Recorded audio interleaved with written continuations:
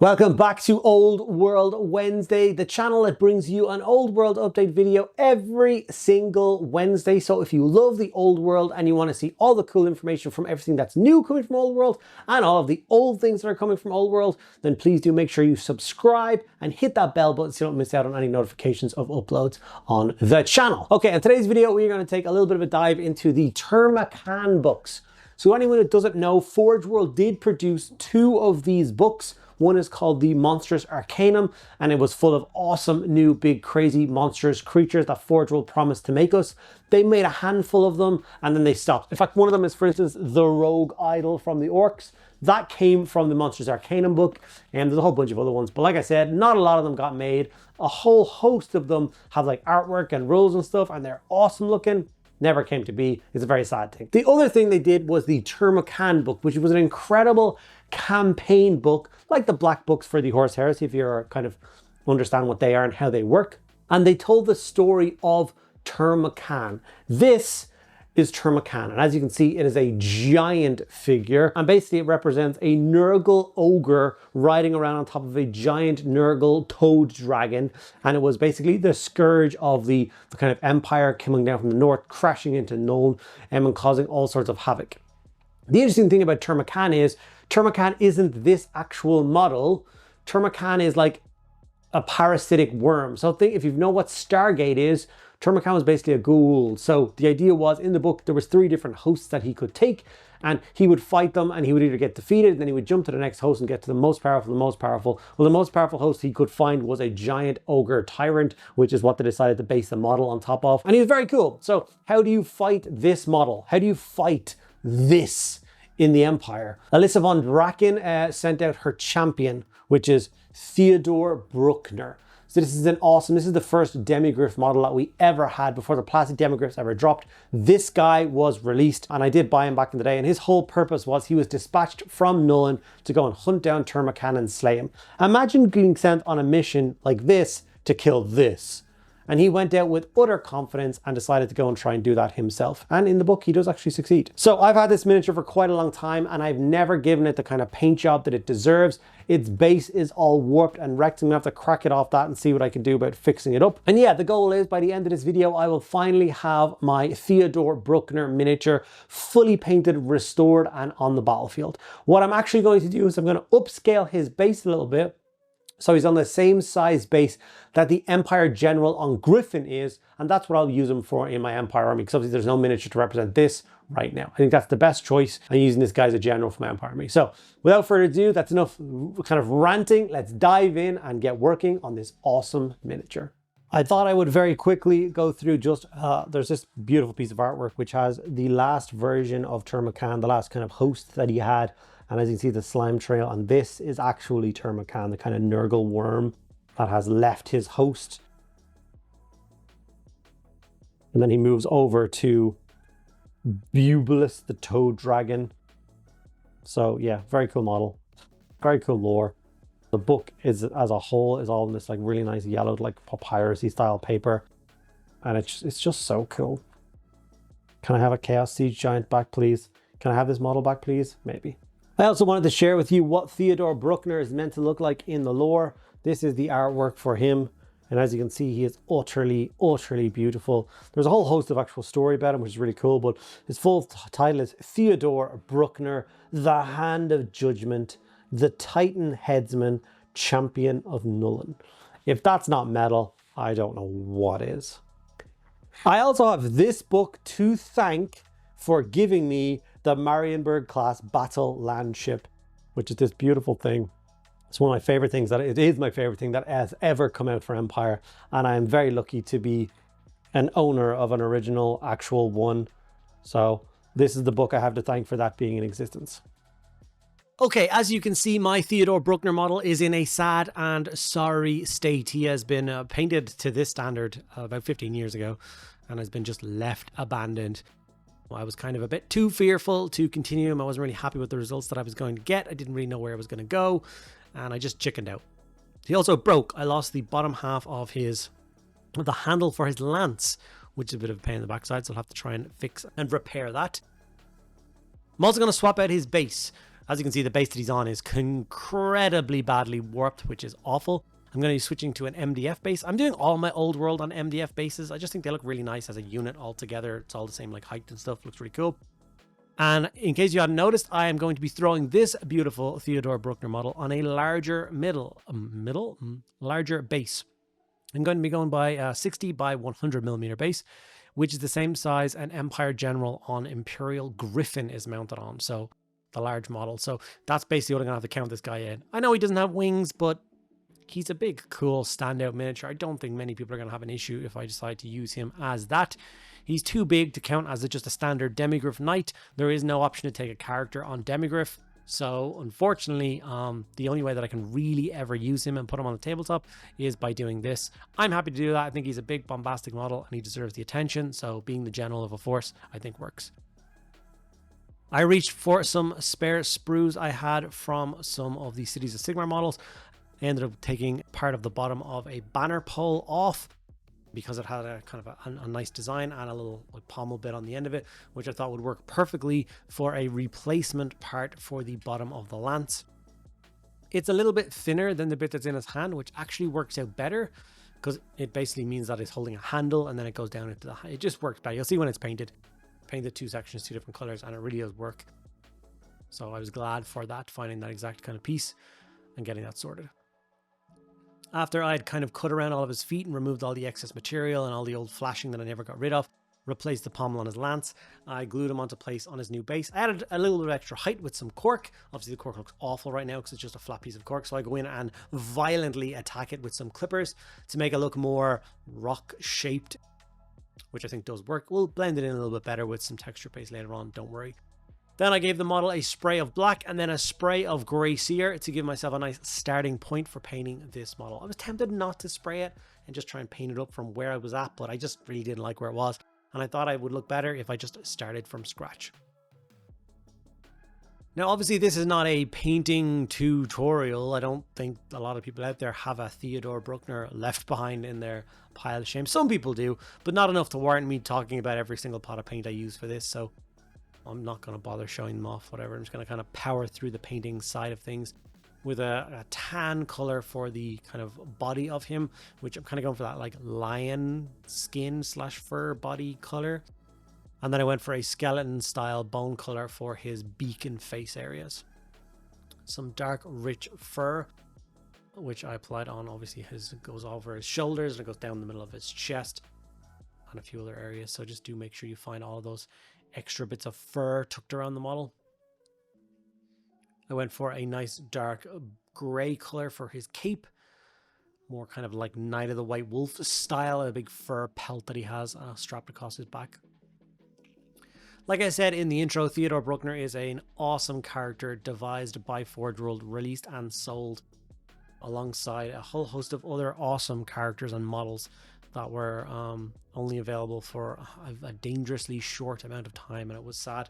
And I managed to get my hands on quite a few of them, but obviously there's a few of them I did not get. I did not get Alyssa von Draken. She's kind of a main character.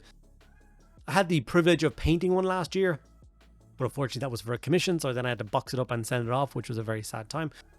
But she was very cool. But other than her and I think the Chaos Siege Giant, I pretty much got everything else.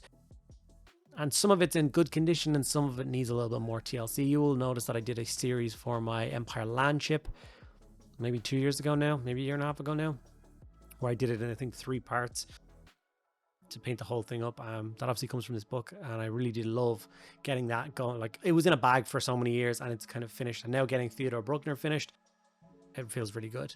Maybe I'll break out old Leopold the Black and get him sorted as well. I have him sat there, and seeing how there is actually rules for like border prince armies and stuff like that, it actually does make sense because he is a border prince. That's who that character actually is. So it would be really cool to get him painted up and have him lead this kind of brigand style army for my Bretonians.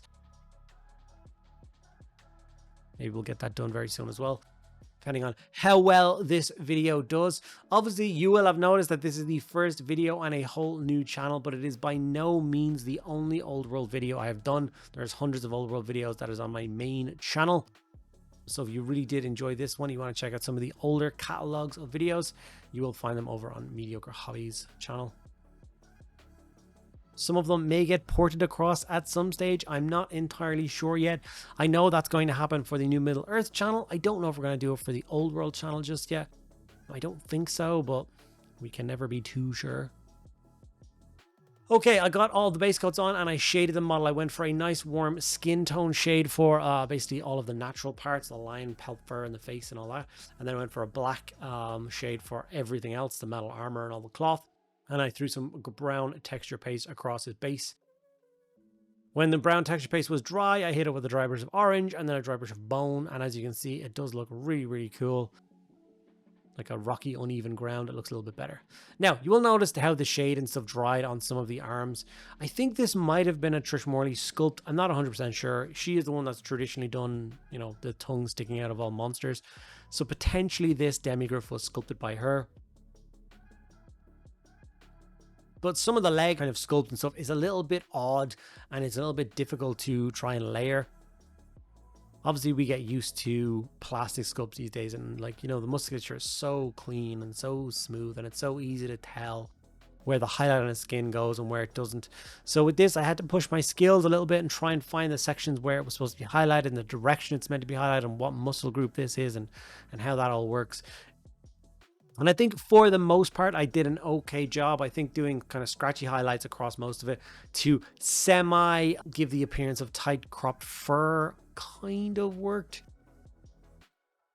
But that kind of lion skin texture is definitely my kind of least favorite part of what I did for this guy. Like I said, I don't think it's terribly bad, but I think a better painter would have obviously done a better job and maybe gone a different direction. But I'm content with what I achieved.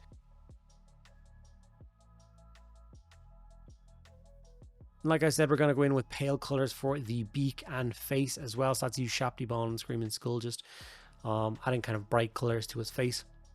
I've got a couple of images up on my screen now of kind of following along with someone else's way of painting the front of this model.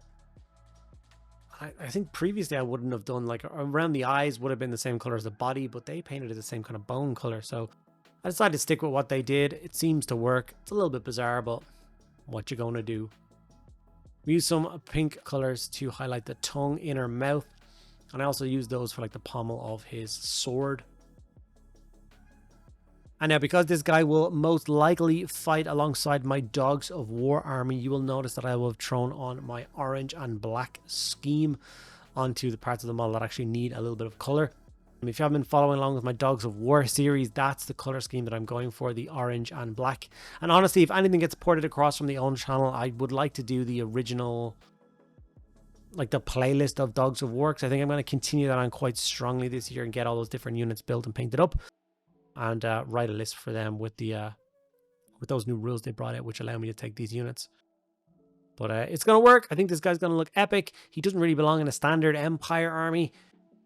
He doesn't really match any of the aesthetics, so I prefer all the kind of wilder out there units being part of the Dogs of War. So as you can see, I'm going in with a mid-tone black and then a very dark grey to highlight the black sections, which includes the feathers, every second set of the kind of armor panels, and all the belts and buckles and straps and stuff that go around the body. Then I move over to my favorite section, which is orange, because orange is by far my favorite color. And this is where we actually go for 3 tones to make it pop and make it look the way I want to. So a base coat, a mid-tone, and a highlight. And basically work our way up the reins, the big beautiful feathered helmet. This guy actually had an unhelmeted option for him. There's also an on foot version of him, which I have as well. I don't remember why they gave you an on foot version. I think back in the day his mount was wasn't a monstrous cavalry mount, it was a monster, which means it could be killed from under him, which then you would put him on his on foot model. That is not the case anymore. It's not how these things work. So I don't particularly know what I'm going to do with the on foot version of him, but I don't know where it is right now, but it's somewhere safe. I know I have it tucked away somewhere safe, and eventually we'll get it painted up and sat next to him on the shelf just so they're together. He was actually on a 40mm base for an infantry piece, and he filled the entire base. He's about the size of a troll as a human man. He was gigantic and still is gigantic. You can see those orange tones really starting to pop now as we go into the second kind of mid-tone colors. I I really enjoy this scheme. Hopefully I can carve out enough time this year to really get all the Dogs of War units done. I also think you guys will enjoy the Dogs of War series. I suppose the last thing I would like to say before we get to kind of the very end of this video is to talk about what kind of things you would like to see on the Old World channel. Would you prefer individual videos, as in, you know, this week I'll paint up Theodore Bruckner, next week I'll paint up a Tomb King, and the week after I might paint up a Slan Mage Priest and then a Vampire King?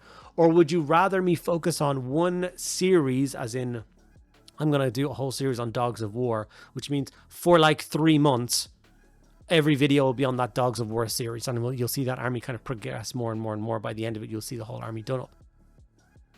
I don't know which way around to do it. I don't know what would be more successful for the channel and more interesting to watch for the viewers. So a little bit of input on that front would be great from you guys. So please do think about dropping some comments down below. Let me know what you think.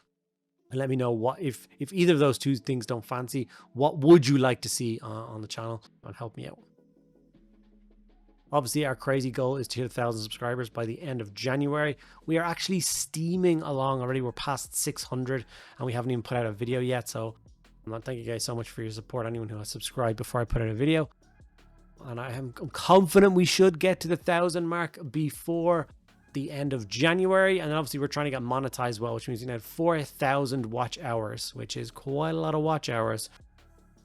So if you guys enjoyed this video, maybe watch it again. Just put it on mute and play it one more time. I think only 2 of them count per person, but you can do that if you want to help support us. Boost the numbers up a little bit. That would be fantastic. So with all the painting done, it was time to throw an ungodly amount of grass tufts on this. I basically got 2 different colors, 2 different patchwork versions of tufts, and stuck them all over the base. And yeah, this is the final result. After 12-15 years, my Theodore Bruckner miniature is finally fully painted, looking pretty fly. I'm really happy with the result, and I genuinely can't wait to see him be on the tabletop, flying around / leaping around the battlefield and absolutely destroying enemy units. Really pleased with how he turned out. Hopefully you guys enjoyed this very first video and you're looking forward to more Old World content every single Wednesday on this channel. Thank you guys so much for sticking around. I'll see you next week.